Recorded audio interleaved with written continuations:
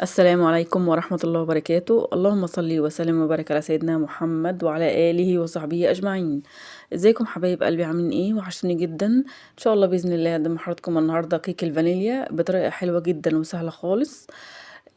هتشوفوا الطريقة جميلة جدا وهتعجبكم قوي.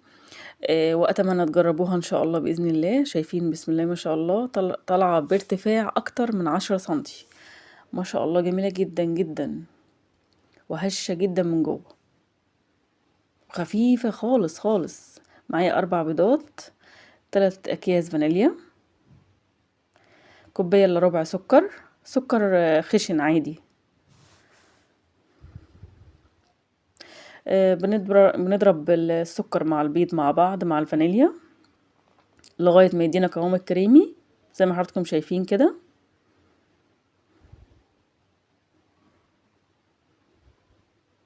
شايفين ما شاء الله. معايا رشة ملح، رشة الملح مهمة جدا. معايا نقطتين خل، مش أكتر من كده. كوباية إلا ربع زيت، وينزل تدريجي. بس طبعا أنا مسرعة الفيديو، فخلي بالكم أنا مسرعة الفيديو، فننزل تدريجي بالزيت.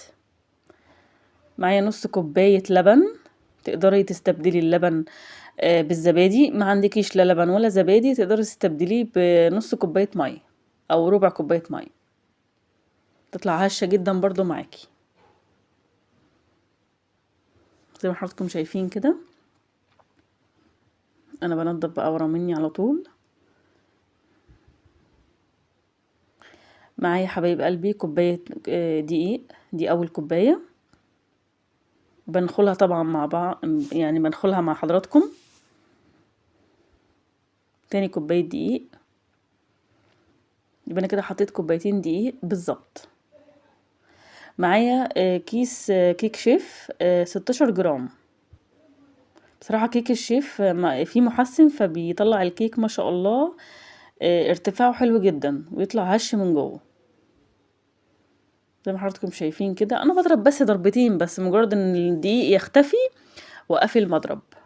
طبعا تقدري تعملي بمضرب يدوي، الخطوة دي تقدري تعمليها بمضرب يدوي. فانا عملتها بصراحة بسرعة كده على السريع يعني. حطيت هنا ربع كوباية مية، لان حسيت ان اقل كمان من ربع كوباية مية، يعني حوالي معلقتين مية كده. حسيت ان القوام تقيل شوية فحطيت معلقتين مية. زي ما حضراتكم شايفين كده بنزل بصينية مخرومة من النص. لو عندك الصينية دي اشتغلي بيها، ما عندكيش اشتغلي بأي صينية تعجبك. اهم حاجة يكون مقاسها